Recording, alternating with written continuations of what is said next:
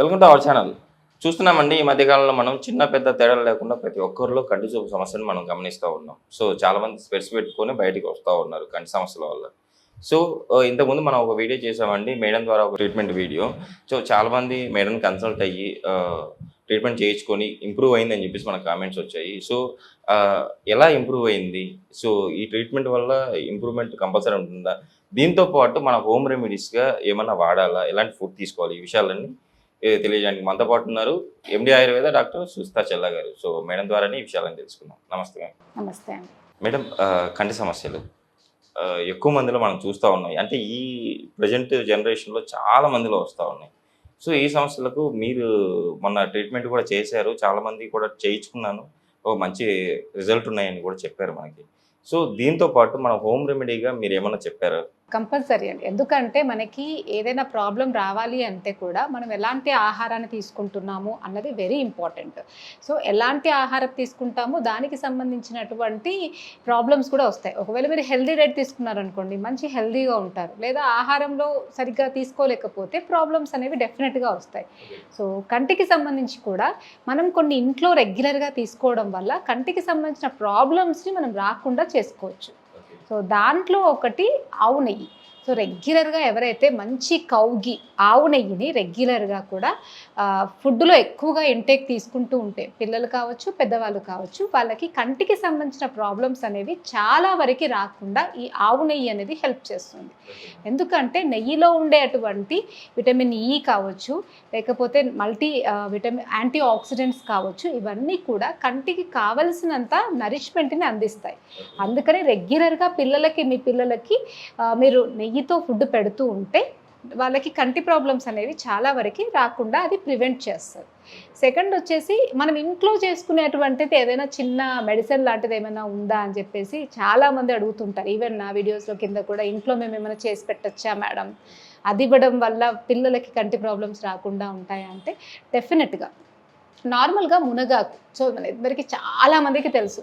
So మునగ చెట్టు గురించి మన దగ్గర తెలియని వాళ్ళు ఎవరు ఉండరు. మునక్కాయలు మనం పప్పుచారులో వేసుకుంటాము, కానీ మునగ కాయల కన్నా మునగ ఆకుల్లో కూడా ఎక్కువ పోషక విలువలు ఉంటాయి. సో మునగ ఆకును మనం రెగ్యులర్గా కూడా కర్రీలాగా చేసుకొని తిన్నా, లేదా దాన్ని ఒకటేసారి పౌడర్ లాగా చేసి పెట్టుకోవాలి. అంటే మునగాకు మొత్తం పచ్చిది తీసుకొచ్చేసుకొని మంచిగా ఫ్రెష్గా కడిగేసి ఒక ఒక పెద్ద క్లాత్ మీద బాగా పరిచి ఆరబెట్టుకోవాలి. ఆరబెట్టి ఎండలో ఆరబెట్టొద్దు, ఫ్యాన్ కింద అట్లా ఆరబెట్టేసి అది డ్రై అయిన తర్వాత దాన్ని పౌడర్ చేసి పెట్టుకోవాలి. సో ఎప్పటికప్పుడు ఫ్రెష్గా పౌడర్ చేసుకుంటే ఆ పౌడర్ అనేది మంచిగా పనిచేస్తుంది. సో ఎవ్రీ మంత్కి ఒకసారి చేసి పెట్టుకోవచ్చు.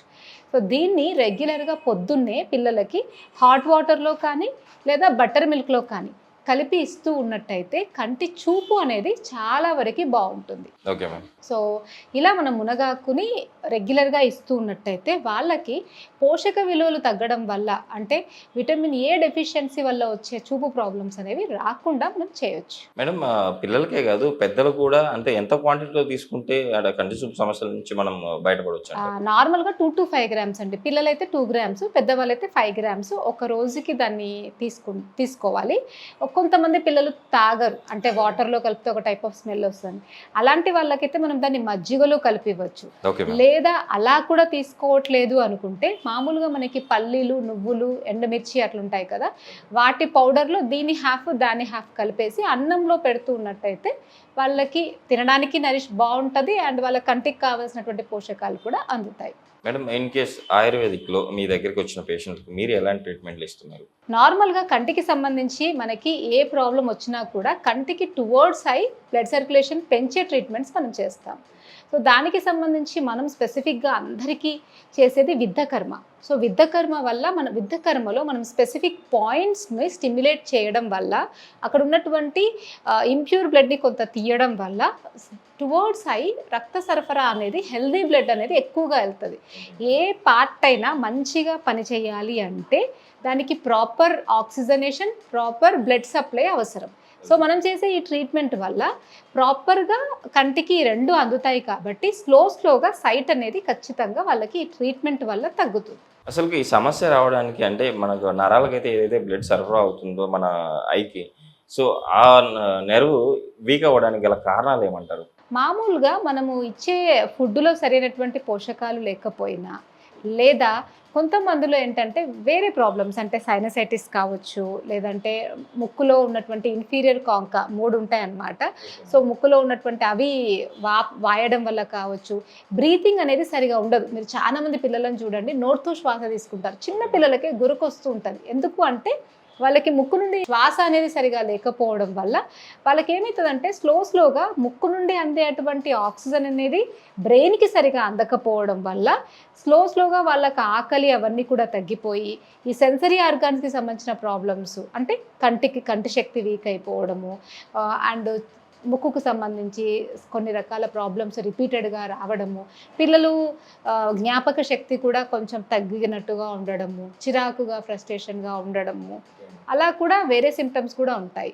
సో అలా చాలా కారణాలు అంటే సైనసైటిస్, డస్ట్ ఎలర్జీస్ వల్ల కూడా కంటికి సరైనటువంటి రక్త సరఫరా అండ్ ఆక్సిజనేషన్ సరిగా వెళ్ళకపోవడం, లేదా మనం చేసేటువంటి డే టు డే లైఫ్ స్టైల్లో ఈ మధ్య కాలంలో చాలామంది స్క్రీన్ టైం ఎక్కువ చూస్తున్నారు.